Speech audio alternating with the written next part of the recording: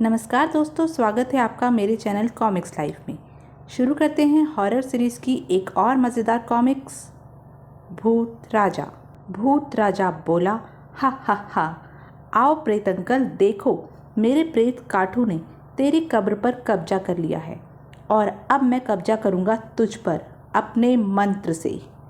प्रेत अंकल बोला, नहीं भूत राजा, अभी किसी तांत्रिक ने वह मंत्र नहीं बनाया जो मुझ पर कब्जा कर सके। बड़ा भयंकर भूकंप आया था उस दिन। राजनगर की धरती 2 हिस्सों में बंट गई।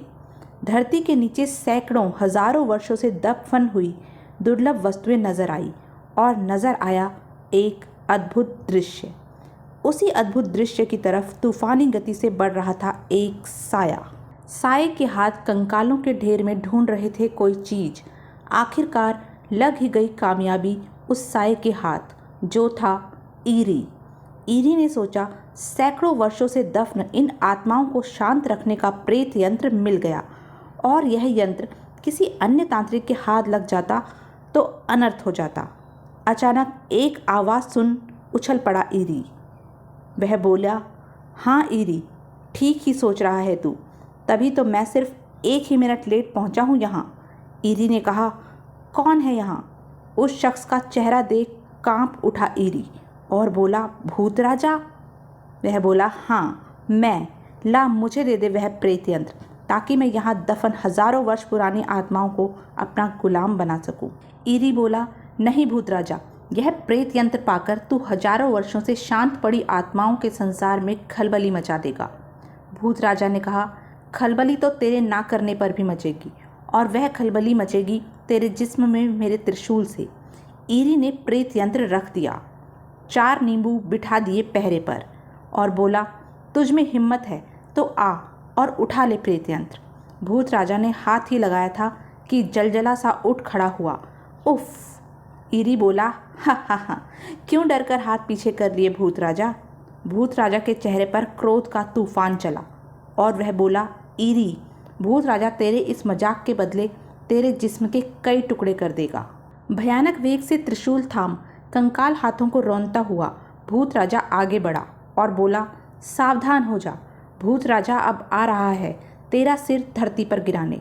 प्रेत यंत्र के रक्षक प्रेत चीखे, ईरी बचाओ।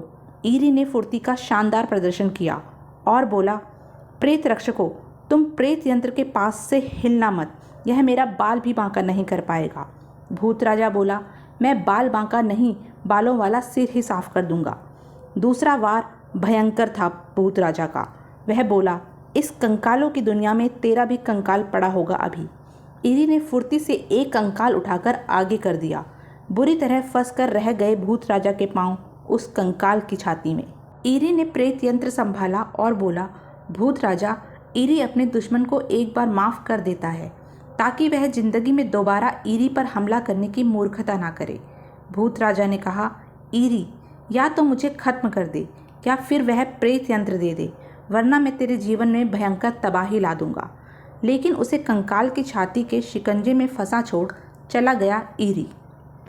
ईरी की गुफा की शांति को भंग कर रही थी स्वयं ईरी की आवाज़।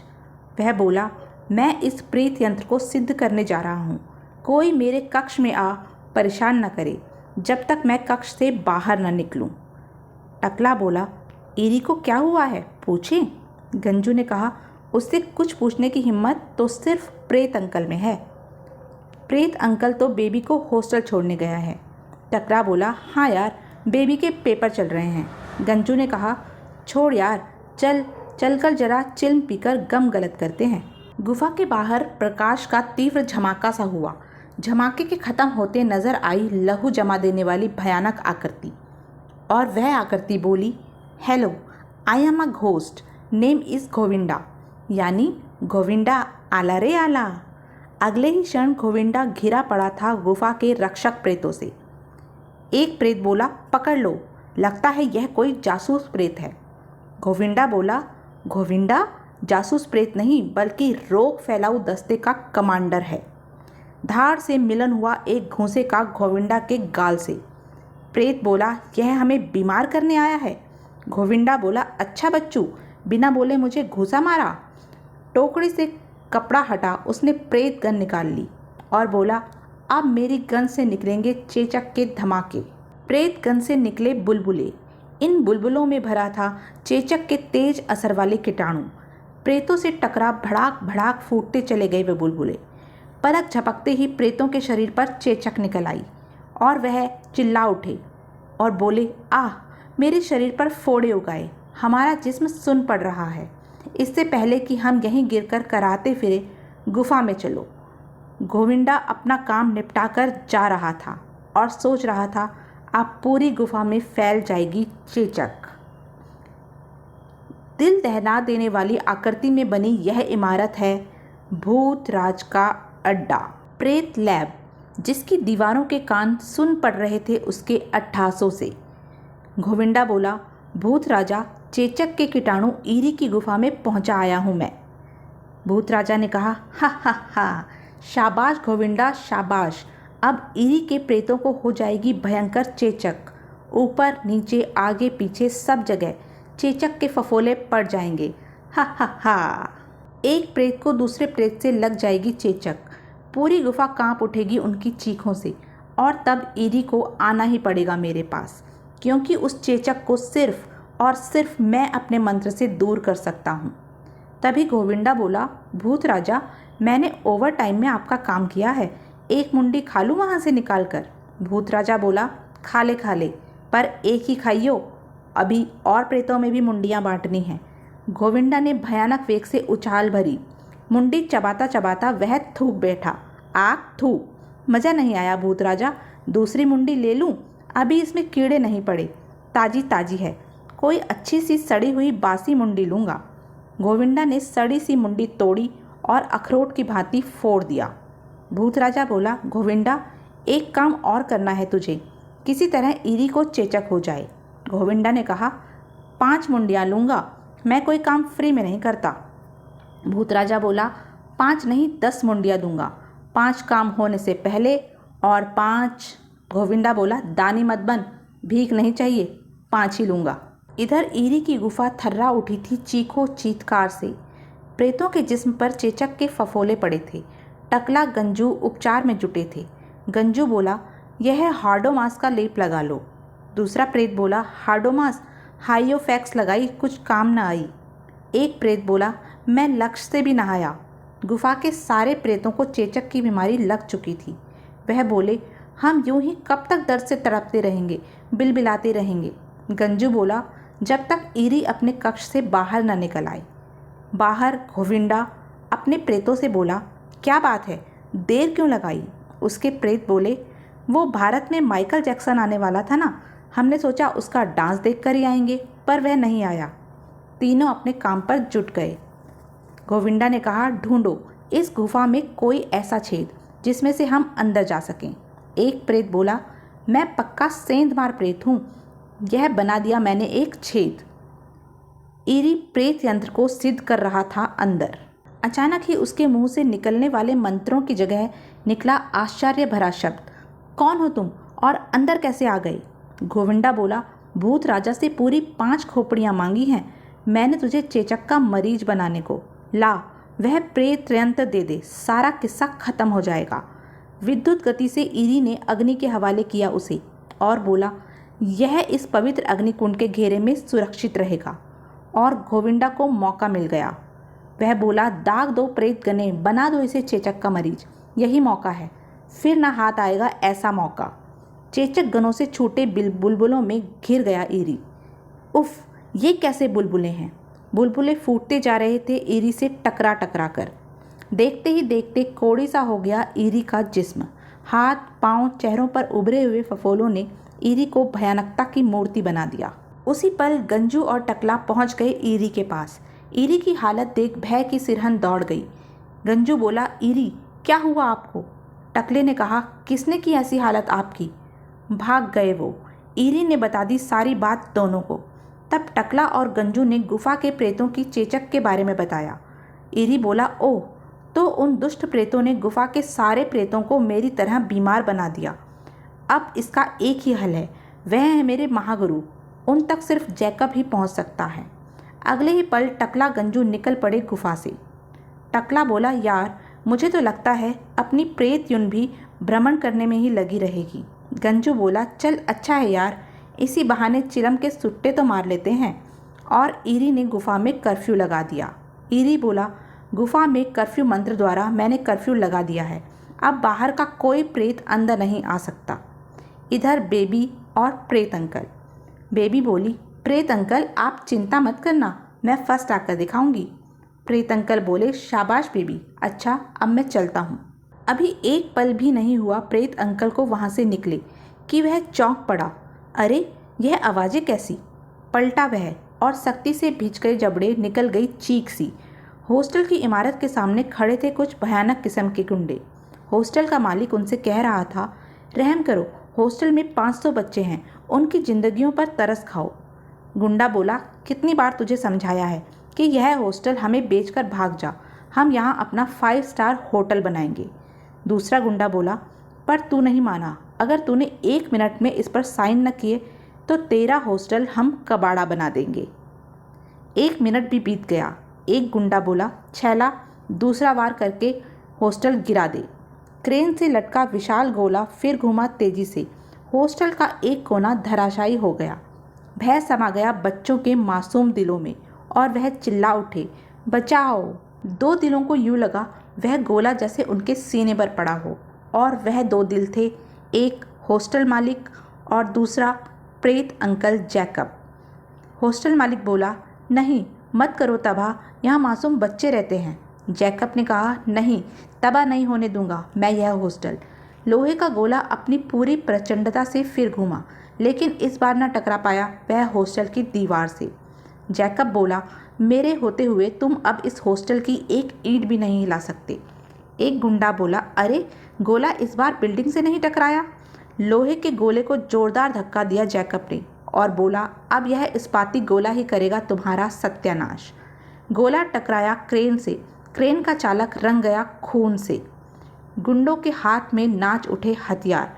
वह बोले, खत्म कर दो इसे, हमारे रास्ते में जो भी कांटा आता है उसे हम चाकू से काट डालते हैं। जैकब ने सोचा, इनसे इंसानों की तरह ही लड़ना होगा, वरना एक प्रेत को देख बच्चे डर जाएंगे। तीनों के हाथ से छूटे चाकू। प्रेत अंकल के जिस्म पर धंस गए थे वे चाकू, लेकिन चीख निकली गुंडों के मुंह से आश्चर्य भरी, अरे इसके जिस्म से खून क्यों नहीं निकला। एक गुंडा तूफानी गति से दौड़ा क्रेन की ओर। दूसरा बोला, ओह लगता है इसने बुलेट प्रूफ पहन रखी है, अब बुलेट प्रूफ भी धरा रह जाएगा इसका।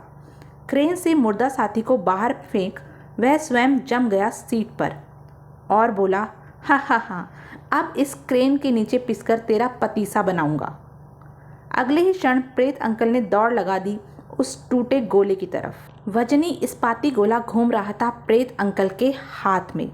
वह बोला, आज के बाद इस हॉस्टल की तरफ आंख भी उठाई तो तुम्हारे जिस्म से तुम्हारी आत्माओं को अपने साथ ले जाऊंगा और फिर कभी इस जगह के आसपास नज़र मत आना। अब वहाँ रुकने की हिम्मत न थी बाकी गुंडों की। वह बोले, भाग ले भाई, भाग ही ले। यार वह आदमी है या दारा सिंह, 10 टन वजनी गोला उठा लिया। हॉस्टल का केयर टेकर जोसेफ बोला, थैंक यू मिस्टर जैकब, अगर आप आज ना आते तो वे हॉस्टल की तबाही के साथ कई मासूम बच्चों की जान भी ले लेते। और इधर बच्चों में सीना ताने खड़ी थी बेबी और बोली, जानते हो वह कौन था जिसने गुंडों की धुनाई की और हमारा हॉस्टल बचाया। सभी बच्चे पूछ बैठे, कौन था कौन था। इतरा कर नारा लगाया बेबी ने, प्रेत अंकल, बोलो प्रेत अंकल जिंदाबाद। सब बच्चे बोले, बेबी हमें अपने प्रेत अंकल से मिलवा एक बार। सपने में बहुत भूत प्रेत देखे हैं, पर असलियत में तू मिलवा दे एक बार। बेबी बोली, ज़रूर मिलवाऊंगी, पर अगली बार। और प्रेत अंकल बढ़ा जा रहा था एक और। वह सोचने लगा, मुझे शीघ्र ही ईरी की गुफा में पहुंचना होगा। इधर टकला गंजू पर छा गया अचानक ही आश्चर्य का तूफान। टकला बोला, गंजू भूत राजा का प्रेत। प्रेत बोला, हेलो हाउ आर यू।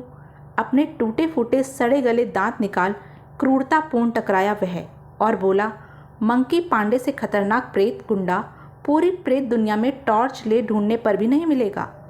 निर्णय लिया मंकी पांडे ने और बोला, ए खबरदार, मैं तुझ पर लकवा की गोली मारने जा रहा हूँ। गंजू बोला, लकवा, तू हमें गोली मारे उससे पहले तू खा हमारी ठोकरों का स्वाद और बता कैसा है। मंकी के हलक से निकली एक दहाड़ और बोला, मंकी पांडे कभी अकेला नहीं आता। अब सीटी बजाते ही सामने आ जाएगा मेरा पूरा प्रेत गैंग। हा हा हा। सीटी सुनते ही एकाएक होश उड़ा देने वाला दृश्य उत्पन्न हो गया। मंकी पांडे बोला, पकड़ लो इन दोनों को ताकि मैं इन पर सीधा निशाना लगा सकूं। लकवे के मरीज बना दूंगा इन्हें। गंजू बोला, बाप रे, प्रेत गैंग। प्रेत गैंग ने एक ही झपट्टे में दबोच लिया दोनों को और बोले, मंकी निशाना लगा। गंजू बोला, मत बना मंकी हमें मरीज, हम तो पहले ही मरीज दिखते हैं। मंकी ने ना किया रहम दोनों पर, बरसा दी लकवे की गोलियां। दोनों के आसपास आ फूटी गोलियां। मंकी बोला, अब छोड़ दो इन्हें, लकवा मार चुका है इन्हें। धरती पर गिरकर सिर्फ भीख ही मांग सकेंगे अब ये। वैसे इनको भीख भी ना मिलेगी, इनकी शक्ल देख डर जाएंगे सब। टकला बोला, कह तो ऐसे रहा है जैसे ये हमसे ज़्यादा स्मार्ट हो, रोज़ ब्यूटी पार्लर जाता हो। छूटते ही पत्थर की भांति नीचे गिरने लगे टकला गंजू। हैरत से हैरान रह गई प्रेत अंकल की नज़रें जब सामने आ गिरे टकला और गंजू। वह बोला, अरे तुम यहाँ क्या कर रहे हो मित्रों? टकला गंजू बोले, तुम्हारी ही तलाश में निकले थे, हमें लकवा मार गया है प्रेत अंकल। अंगारों से सुलग उठी प्रेत अंकल की आंखें सारी बातें सुनकर। वह बोला, मैं उस मंकी पांडे को छोड़ूंगा नहीं। टकला बोला, नहीं प्रेत अंकल, उससे ज़्यादा ज़रूरी है तुम्हारा महागुरु तक पहुंचना। उन्हें उनके हाल पर छोड़ उड़ चला प्रेत अंकल। टकला बोला, ओ जाने वाले, हो सके तो लौट के आना। इस लकवा की बीमारी ने कहीं का ना छोड़ा हमें। और उधर खूंखार गैंगस्टर टाइगर सामने खड़े तीनों गुंडों को पूरे एक एक दर्जन थप्पड़ मारने के बाद क्रोध ठंडा हुआ था उस इंसान का। वह बोला, टाइगर के सामने इतनी बड़ी गप हाँकने की सजा है ये।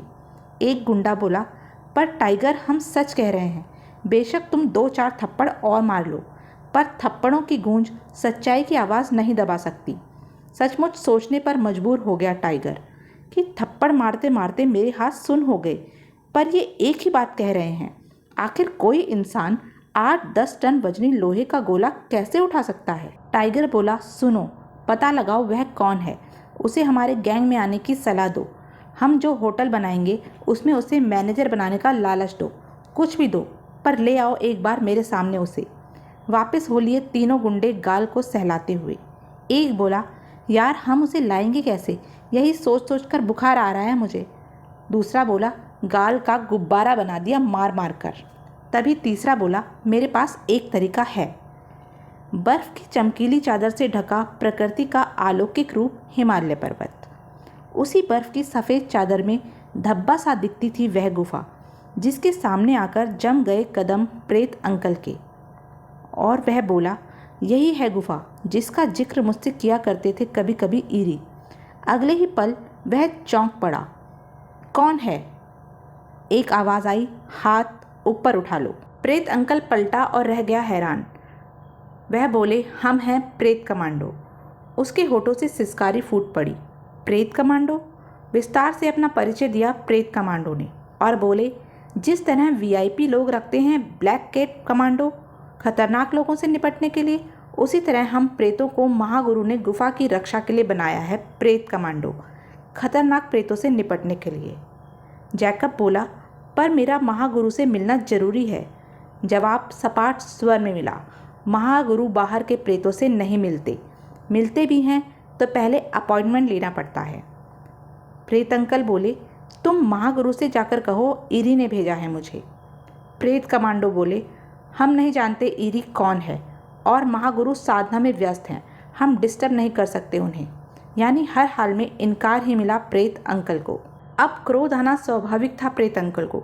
वह बोला, मेरा महागुरु से मिलना बहुत ज़रूरी है और तुम मुझे रोक नहीं सकते। प्रेत कमांडो बोले, हमारे रहते यमराज भी नहीं मिल सकता महागुरु से। सहन शक्ति जवाब दे गई प्रेत अंकल की।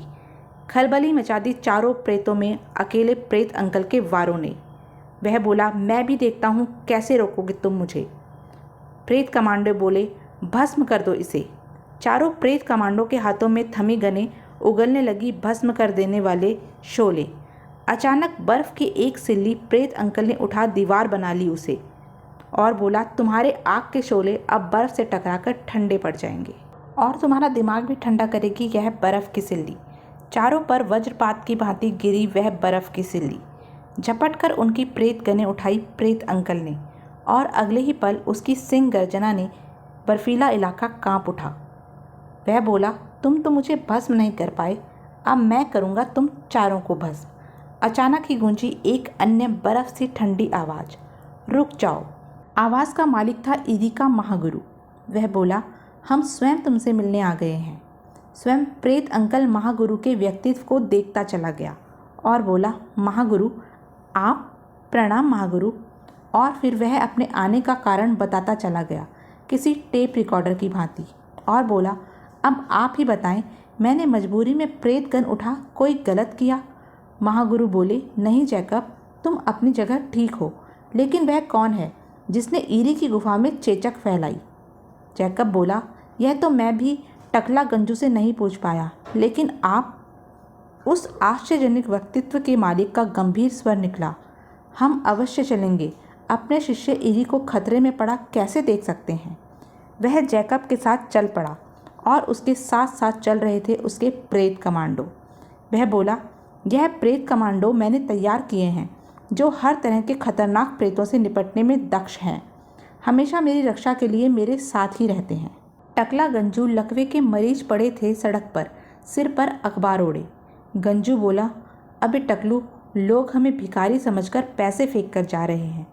टकलू बोला, इन्हें अपनी शक्ल दिखा दे तो इनकी हालत भिखारियों जैसी हो जाएगी। उसी पल एक मासूम हाथ ने पैसे डाले तो टकला बोला, नहीं बिटिया, अपनी खर्ची के पैसे बर्बाद मत करो, हम भिखारी नहीं हैं। अगले ही पल आश्चर्य से चीख उठा वह, अरे ये तो बेबी है। बेबी बोली, अरे टकला गंजू अंकल, ये क्या हालत बना रखी है आपने? टकला ने सारी बात बता दी। फिर बोला, और बेबी, अब हम ना चल सकते हैं और ना उड़ सकते हैं, ना गायब हो सकते हैं, हमें लकवा मार गया है। बेबी बोली, मैं तुम्हें अपने साथ ले चलती हूँ। उफ़, कितना प्यार करती थी बेबी अपने उन अंकलों से। टकला बोला, बेबी हमें हमारे हाल पर छोड़ दो, हमारे लिए अपने मासूम कंधों पर बोझ मत डालो। बेबी ने कहा, नहीं गंजू अंकल, बताओ, अगर मेरी आपकी जैसी हालत होती तो क्या आप मुझे सड़क पर तड़पता छोड़ जाते? गंजू बोला, वाह, शाबाश बेबी, शाबाश। हॉस्टल के केयर टेकर के चरणों को पकड़े बैठे थे वे तीनों गुंडे और बोले, हम पर रहम खाओ हेडमास्टर, बस एक बार हमें उस आदमी से मिलवा दो, हम उससे अपने किए की माफ़ी मांगना चाहते हैं। केयर टेकर बोला, पर वह तो चला गया। हाँ, याद आया, वह हमारे हॉस्टल की बेबी का अंकल है। तीनों के होठों पर दुनिया भर का दर्द था। वह बोले, हमें बस एक बार उस बेबी से मिलवा दो, हम उसके चरणों को धो धोकर पी लेंगे। दूसरा गुंडा बोला, एक बार हम उससे माफ़ी मांग लेंगे तो हमारी आत्मा को संतुष्टि मिलेगी। तभी बेबी अपने अंकल गंजू और टकला को लेकर वहाँ पहुँच गई। एकाएक चीख पड़ा केयर टेकर, वह देखो, वह रही वह बेबी, उसी का अंकल है वह। और तीनों गुंडों के हाथ में चमक उठे लप लपाते चाकू। एक बोला, मेरा आइडिया काम कर गया ना। दूसरा बोला, उससे उसके अंकल का पता पूछ लेंगे अब। बेरहमों ने रख दी मासूम की गर्दन पर चाकू की धार और बोले, ए लड़की, बोल, कहाँ है तेरा अंकल? दूसरा बोला, ले चल इसे टाइगर के पास। टकला बोला, बेबी को छोड़ दे दुष्ट। निकल गई नन्ही जान के कंठ से चीख, अंकल बचाओ। पर टकला गंजू तो खड़े भी नहीं हो सकते थे अपने पाँव पर। गंजू बोला, बेबी मैं आ रहा हूँ। उठने की कोशिश में धड़ाम से गिरा था वह। आह नहीं, निकल पड़ी आंसुओं की धार। पुकार उठा वह, हे विधाता, मुझे थोड़ी देर के लिए इतनी शक्ति दे दे कि मैं खड़ा हो सकूं। गुंडों के ठहाके गूंज उठे, हा हा हा, अब इससे कोई नहीं बचा सकता। गंजू के नेत्र में बेबसी के आंसू लिए थे। दुष्टों, बेरहमों, रहम करो इस मासूम पर, इसने क्या बिगाड़ा है तुम्हारा? अचानक प्रेत अंकल ने प्रहार किया गुंडों पर और चीखों से भर गया वातावरण। बेबी ही नहीं, टकला और गंजू के चेहरे भी एकाएक खिल गए। अरे ये तो अपने अंकल हैं, प्रेत अंकल। जैकब बोला, तुम लोगों ने फिर हॉस्टल पर बुरी निगाह डाली। एक गुंडा बोला, हमने बुरी निगाह डालनी छोड़ दी है, हमसे ज़बरदस्ती बुरी निगाह डलवाई गई। हमसे भी बुरी निगाह का मालिक है हमारा बॉस टाइगर। तीनों गुंडों के होश छीन लेने के बाद प्रेत अंकल बोला, मैं महागुरु को ईरी के पास छोड़ तुम्हारी ही तलाश में निकला था टकला गंजू। टकला बोला, हमें बेबी बहुत कष्ट उठाकर यहाँ ले आई है। प्रेत अंकल ने कहा, अब चलो मेरे साथ, मैं तुम्हें स्वयं ईरी की गुफा तक ले चलूँगा। बेबी से विदा ले चल पड़ा वह दोनों को साथ लिए। टकला बोला, जैकब तुम्हारा यह एहसान हम कैसे उतारेंगे। प्रेत अंकल ने कहा, चुप करो ओए बेअकल भूतो, अपने ही परिवार के मेंबर की मदद करना कोई एहसान नहीं होता। ईरी की गुफा में महागुरु हर प्रेत पर छिड़क रहे थे चेचक नाशक द्रव्य। वह बोले, यह अभिमंत्रित द्रव्य चेचक के कीटाणु मार देगा। और गुफा के बाहर मंकी पांडे बोला, मंकी पांडे ही मिलता है भूत राजा को ईरी की गुफा तक भेजने के लिए, क्योंकि मंकी पांडे ही तो दुश्मनों के खेमे में जाने के जिगर रखता है। लेकिन इस बार कई नज़रें टिकी थी मंकी पांडे पर। ये नज़रें थी प्रेत कमांडो की। घिर गया पलक झपकते ही प्रेत गनों के घेरे में मंकी पांडे। वह बोला, बाप रे, तुम कौन हो भाई। वह बोले, प्रेत कमांडो। फिर से मारी सीटी मंकी पांडे ने। मंकी पांडे का पूरा प्रेत गैंग अब आ जाएगा सामने। सामने नहीं, पीछे आया था प्रेत गैंग मंकी पांडे का और एकाएक हमला शुरू कर दिया। इस अचानक हुए पीठ पीछे वारों से अनभिज्ञ थे कमांडो, और जब तक वह अचानक हुए इस हमले से संभलते पासा पलट चुका था। मंकी पांडे बोला, हा हा हा, अब तुम्हारी गनें तुम ही को भस्म करेंगी। कमांडो बोले, उफ, आज तो बुरे फंसे यार, तीसरी गन तो इनके हाथ नहीं लगी। देखो आसपास कहीं पड़ी है तो हम अभी भी इन्हें मात दे सकते हैं। दूसरा कमांडो बोला, नहीं यार, कहीं दिखाई नहीं पड़ रही। मंकी पांडे बोला, हा हा हा, अब भस्म होने के लिए तैयार हो जाओ प्रेत कमांडो। लेकिन इससे पहले कि वह प्रेत कमांडो को भस्म कर पाते, पीछे से एक शोला लपका और मंकी के चारों प्रेत साथी शोले की लपेट में आप भस्म होते चले गए। मंकी उछलकर एक पत्थर के पीछे जा गिरा और बोला, ओह, ये यहाँ कहाँ से आ गई। खिसक लूँ यहाँ से और जाकर जल्दी से भूत राजा को खबर दूँ। और मंकी पांडे वहाँ से जान बचाकर भागा। उन पर अचानक हमला करने वाली थी यह सुंदर चिप्सी। वह बोली, भाग गया कायर। क्या टाइगर प्रेत अंकल को ढूंढ पाया? क्या भूत राजा ईरी से प्रेत यंत्र ले सका? कौन थी यह जिप्सी? यह सब जानने के लिए बने रहें मेरे साथ। और हाँ, मेरे चैनल को लाइक, शेयर और सब्सक्राइब करना ना भूलें। धन्यवाद।